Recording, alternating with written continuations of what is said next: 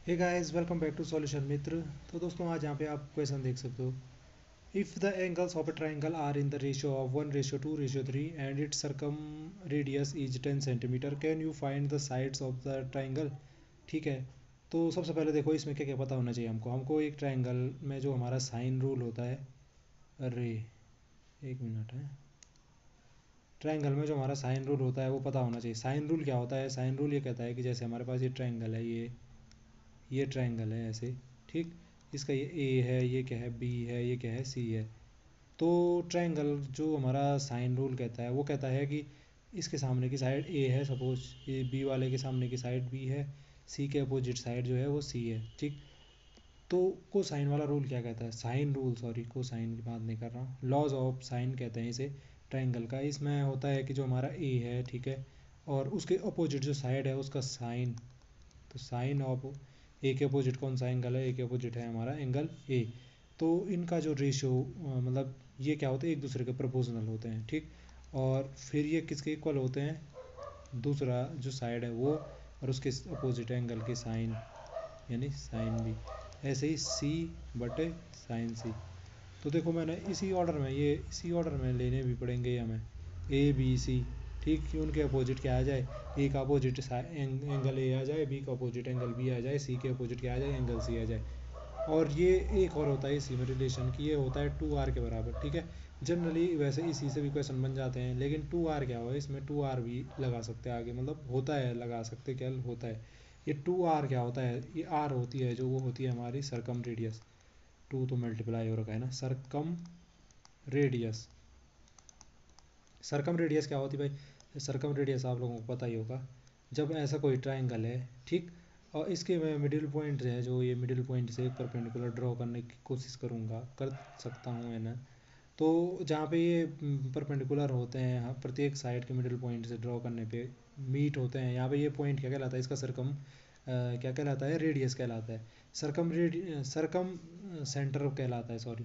और सरकम रेडियस क्या हुआ? ये इस पॉइंट से इस वर्टेक्स की डिस्टेंस, ये वाली रेडियस क्यों कह रहे हैं? क्योंकि अगर मैं इसके बाहर ऐसे एक सर्कल बना दूँ ना, सर्कल, तो वो परफेक्टली तीनों जो इसके वर्टेक्स होंगे, तीनों कोने होंगे इस सर्कल के, उनको क्या, तीनों ट्रायंगल के जो कोने होंगे उनका क्या करेगा, मतलब मिलेगा। ठीक है। तो इसीलिए इसको क्या कहते हैं? सरकम रेडियस। और इस पॉइंट से प्रत्येक सरकम रेडियस बराबर होगी, क्योंकि एक सर्कल की रेडियस क्या होती है? इक्वल होती है। तो ये आर, तो ये चीज़ हुई भाई सरकम रेडियस। ठीक। तो अभी हमारे पास सरकम रेडियस दे रखी है, ये तो खैर आपको अगर ना भी पता हो क्या है सरकम रेडियस, क्या है, 10 सेंटीमीटर है, तो आर की वैल्यू 10 सेंटीमीटर है। और हमें दे रखा है कि जो हमारे एंगल हैं वो 1:2:3 में है। ठीक है।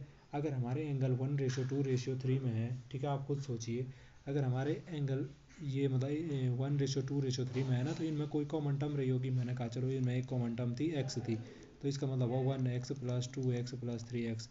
ठीक है। इस प्रकार से हमारे एंगल होंगे 1x 2x 3x, मैंने एक्स जो कॉमन टर्म थी वो ले ली इनके साथ। तो इनका सम कितना हो जाएगा? 180 होगा, क्योंकि ट्राइंगल के तीनों एंगल का सम कितना होगा? 180 होगा। ठीक। यहाँ से इसको सॉल्व किया तो कितना हो गया? 2 1 3 3 छः, 6x बराबर हो गया 180। ठीक। और यहाँ से x बराबर कितना हो जाएगा? 6 का भाग दिया, 6×3 = 18, 30। तो x बराबर 30, यहाँ से कितना आ जाएगा पहला एंगल? 30 इंटू A1 किया तो कितना हो गया? 30। 30 × 2 किया तो कितना हो गया? 60। 30 × 3 किया तो कितना हो गया? 90। ठीक है। अरे, ये तो हमारे पास समकोण मिल गया, राइट एंगल मिला, नहीं मिला एक एंगल, तो 90 डिग्री मिल गया। ठीक। खैर, तो ये हमारा जो ट्रायंगल है भाई, ये हमारा होगा, ठीक है, ड्रॉ करने में गया यार। ठीक है, मैं ड्रॉ करता हूँ इसको फिर से। तो ये हमारा एंगल कुछ इस प्रकार से है भाई, ये हमारा, अरे, इतना भी अच्छी ड्राइंग है कि क्या बताएं। ये इस प्रकार से है हमारा राइट एंगल ट्रायंगल। ठीक है। एक तो 90 डिग्री है, एक कितना है, एक 30 है, और एक कितना है, एक 60 है भाई। तो 30 डिग्री वाला देखो, ये एंगल का रेशो 1:2:3 में दे रखा। तो जनरली ए बी सी का रेशियो दे रखा होगा, ये तो मैं इसे ए पॉइंट ले लेता हूँ, इसको क्या लेता हूँ, बी पॉइंट लेता हूँ, इसको क्या लेता हूँ, सी पॉइंट लेता हूँ। ठीक है। 90 डिग्री वाले को। अब देखो, इनके सामने के साइड्स को भी मैं इस प्रकार से लेता हूँ, ए साइड ये है, बी के सामने ये बी है बेस, सी के सामने ये सी है हाइपोटेनियस। कर्ण कर्ण कर्ण। ठीक है जी, कर्ण तो होगा।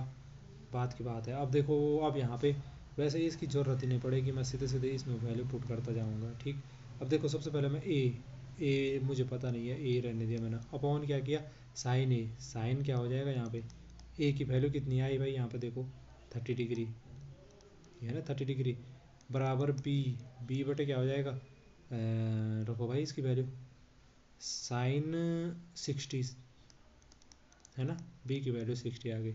सी की वैल्यू कितनी आई 90, तो ये हो जाएगा सी ओवर साइन 90 और बराबर 2r, 2 इंटू आर कितना दे रखा था सरकम रेडियस 10 सेंटीमीटर, तो 10। ठीक है, जो जो वैल्यू आ सकती है इनकी, इनको पुट करते हैं फटाफट वैल्यू निकाल निकाल के। तो देखो भाई यहाँ पे क्या आ जाएगा, ए बटे क्या आ जाएगा, साइन 30 की वैल्यू कितनी होती है 1/2। यहाँ पे क्या आ जाएगा, बी बटे साइन 60 की वैल्यू कितनी होती है √3/2। और यहाँ पे सी बटे साइन 90 की वैल्यू कितनी होती है 1। और यहाँ पे 2×20 किस में है, सेंटीमीटर में है, तो सेंटीमीटर यूनिट अपनी जगह। अब देखो आसानी से हो जाएगा, पहले मैं इसको और इसको इक्वल रखता हूँ, तो यहाँ से मेरे को ए क्या मिल जाएगा, यहाँ से मेरे को ए क्या मिल जाएगा भाई, ए बराबर क्या हो जाएगा, ये वाली टर्म इसके साथ मल्टीप्लाई में चला जाएगी उधर। ठीक, तो 20 इंटू 1/2 कितना हो जाएगा, 2 से भाग जाएगा 10 सेंटीमीटर बचेगा। ठीक, ऐसे ही बी बराबर कितना हो जाएगा, इस ये मल्टीप्लाई में इधर चला जाएगा, ये वाली टर्म बराबर ये करूँगा। ठीक, इधर मल्टीप्लाई में चला जाएगा, तो ये बच रहा हमारा 10√3 सेंटीमीटर। और सी वाला कितना हो जाएगा, 1 का मल्टीप्लाई इधर होगा तो कितना हो गया 20 सेंटीमीटर।